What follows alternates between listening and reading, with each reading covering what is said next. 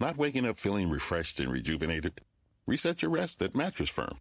With over 200 hours of training, our sleep experts will help match you with the bed that best fits your sleep needs. Plus, we're so confident that you'll get the right bed, we offer you 120 nights to love it or exchange it for a new one. Ready to get the mornings you deserve? Stop by your local store or visit mattressfirm.com today. This is Optimal Finance Daily, episode 2307. Are you born an introvert or do you become one? By Sólo of introvertdear.com. And I'm your host and personal finance enthusiast, Diana Merriam. Welcome back to our Sunday bonus episode, where I share an article with you from a different podcast in our network to keep your life nice and optimized. Today's episode is coming from our relationship building podcast, Optimal Relationships Daily. You can find that show wherever you're listening to this. And please do follow or subscribe to the show to get new episodes every day. And with that, here's Greg with the post and commentary as we optimize your life. Are you born an introvert or do you become one? By Sólo of introvertdear.com. Introverts are finally getting our time in the sun. There are more websites, books, and communities for introverts than ever before, enough that young introverts can grow up understanding their introversion instead of feeling wrong like I did as a kid. But there's no shortage of people who still don't get it.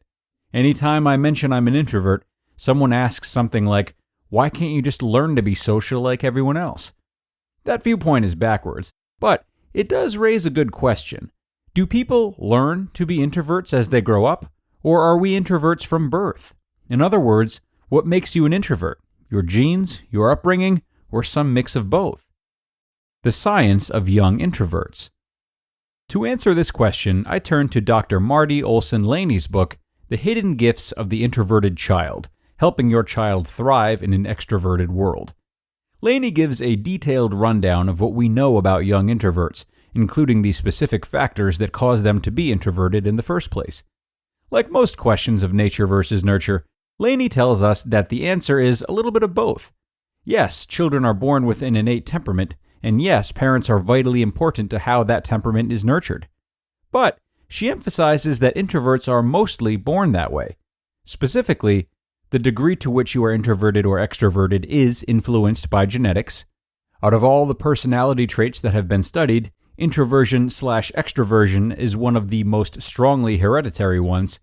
Nonetheless, a lot of environmental factors, like how you're raised, influence it too. These aren't guesses on Laney's part. She pulls together some of the best neurological research on introverts to show exactly how genetic it is, and why some factors can defy your genetic programming to change your disposition. The genetic basis for introversion. Laney says that the basis of being an introvert lies in our biochemistry. Human brains have a mix of over 60 neurotransmitters, chemicals that determine exactly how the brain works. While those chemicals are largely the same from person to person, we each have slight differences, our own recipe. Your recipe is determined by your genes and is with you from birth.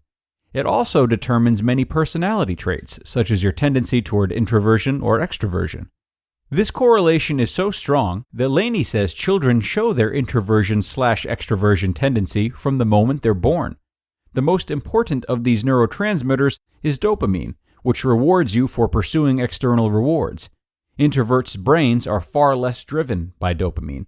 We don't get the buzz from it that extroverts do, so we don't seek as much external stimulation. Our dopamine sensitivity is an example of our neurotransmitters in action, and it's determined by our DNA.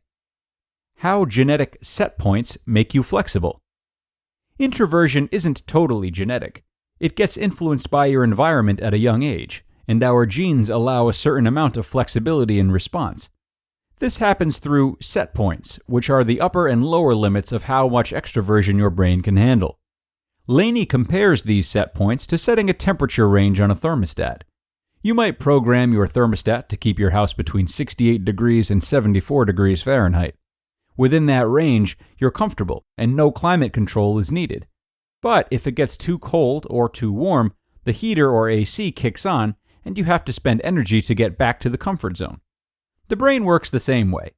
As an introvert, you might want more social time one day and less another day.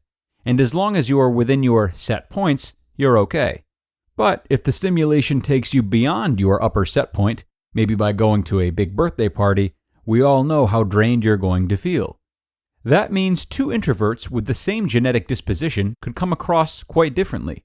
One might stay closer to the high stimulus end of their comfort range, while another stays cautiously at the low end.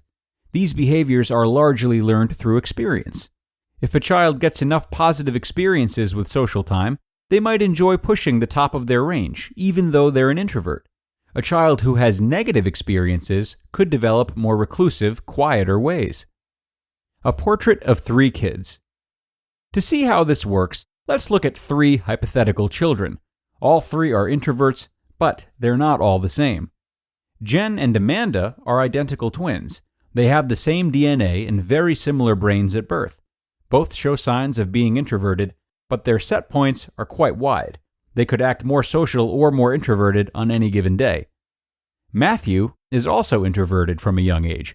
However, his brain has fairly narrow set points, much narrower than Jenn and Amanda's. Despite all being introverts, the children turn out very differently. Jenn has some early positive experiences that reward social activity. She's older than Amanda by several hours, and people always ask if she's going to be the leader of the two.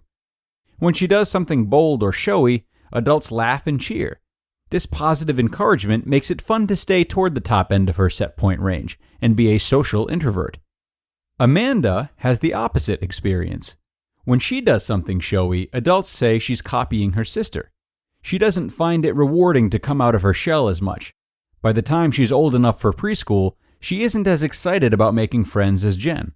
Other kids stare at the twins, and she takes this attention as negative. She's happier when she stays near her lower set point. She's considered the shy one. Matthew has a different upbringing. He's an only child, and his parents give him a lot of positive attention. They can see his introversion early on, and instead of being critical, they try to gently encourage him in social situations. They take him to the playground, join a play group with other families, and put him in a private preschool that encourages creativity. But Matthew stays introverted. Even though his group experiences are positive, he has a very low set point for external stimulus. He comes back from play dates cranky or sleepy. He's well adjusted socially, but he prefers inner, imaginative activities to people time. So, are you born an introvert or not? These children are imaginary, but they correspond to patterns that many of us have lived in real life. Your genes give you a range of introversion. A wide range could be heavily influenced by how you were brought up, but a narrow range means upbringing won't change you as much. This is why Laney says the answer to the nature versus nurture question is yes and yes. Your genes make the choice, but they can make you flexible too. What's clear is that your preference for introversion or extroversion gets fixed early on. As much as your experiences might shape you, Laney says most children stay true to whichever preference they showed in the first 4 months of life. I can clearly see experiences in my own life that helped give me my strong introvert tendencies, such as being a misfit at school. I also wonder if I might have a narrow range of set points, more like Matthew than Jenn and Amanda, as I can happily spend weeks at a time with no social contact. You just listened to the post titled, "Are You Born an Introvert or Do You Become One?" by Sólo of introvertdeer.com. Hey guys, this is Keenan Thompson. I have a problem with you. Yes, you.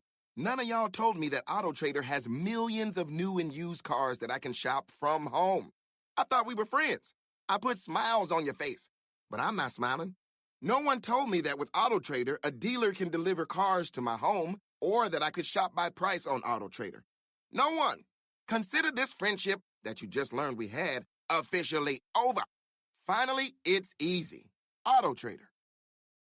If you've recently bought anything, you've noticed that prices have gone up on almost everything.